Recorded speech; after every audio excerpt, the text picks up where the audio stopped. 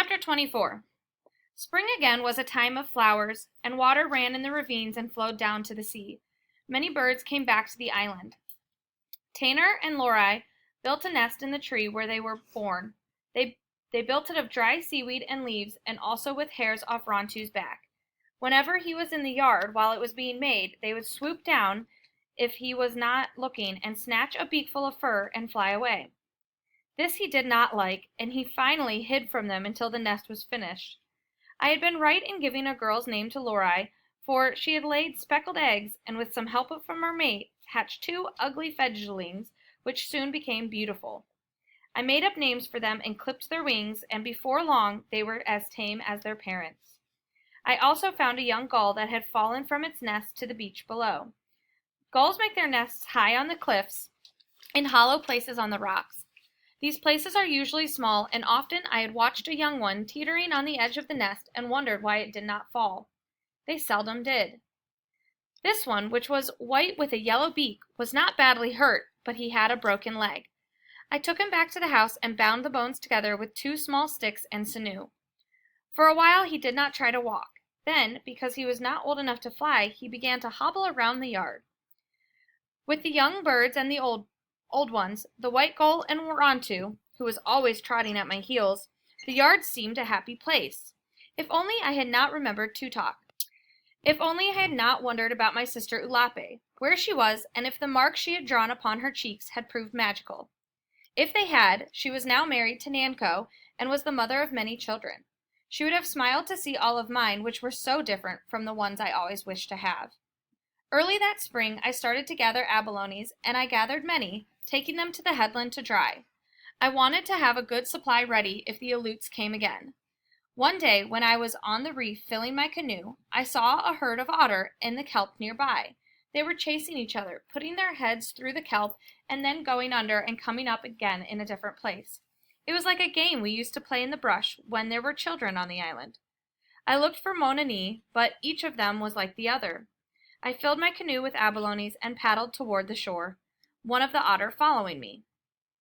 As I stopped, he dived and came up in front of me. He was far away, yet even then I knew who it was. I never thought I would be able to tell him from the others, but I was so sure it was Monani that I held up one of the fish I had caught. Otters swim very fast, and before I could take a breath, he had snatched it from my hand. For 2 moons I did not see him, and then one morning while I was fishing, he came suddenly out of the kelp. Behind him were 2 baby otter. They were the size of puppies, and they moved along so slowly that from time to time Monani had to urge them on. Sea otter cannot swim when they're first born, and have to hold on to their mother. Little by little she teaches her babies by brushing them away with her flippers, then swimming around them in circles until they learn to follow. Monani came close to the reef, and I threw a fish into the water. He did not snatch it as he usually did, but waited to see what the young otter would do. When they seemed more interested in me than in the food, and the fish started to swim away, he seized it with his sharp teeth and tossed it in front of them. I threw another fish into the water for Monani, but he did the same thing as before. Still the babies would not take the food, and at last, tired of playing with it, swam over and began to nuzzle him. Only then did I know that Monani was their mother.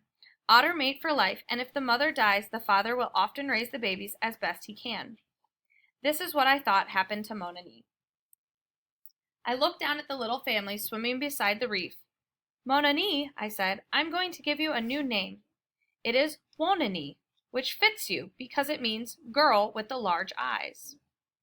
The young otter grew fast and soon were taking fish from my hand, but Wonani liked abalones better.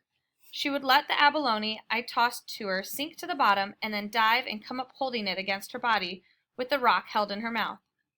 Then she would float on her back and put the abalone on her breast and strike it again and again with the rock until the shell was broken. She taught her young to do this, and sometimes I sat on the reef all the morning and watched the 3 of them pounding the hard shells against their breasts. If all the otters did not eat abalones this way, I would have thought it was a game played by Wonani just to please me. But they all did, and I always wondered about it. And I wonder this to this time. After that summer, after being friends with Wanani and her young, I never killed another otter. But I had an otter cape for my shoulders, which I used until I wore it out, and never again did I make a new one. Nor did I ever kill another cormorant for its beautiful feathers, though they have long, thin necks and make ugly sounds when they talk to each other. Nor did I kill seals for their sinews, instead using kelp to bind things that needed it. Nor did I kill another dog, nor did I try to spear another sea elephant. Ulape would have laughed at me, and others would have laughed too, my father most of all. Yet this is the way I felt about the animals who had become my friends, and those who were not, but in time could be. If Ulape and my father had come back and laughed, and all the others had come back and laughed, still I would have felt the same way. For animals and birds are like people too, though they do not talk the same or do the same things. Without them, the earth would be an unhappy place.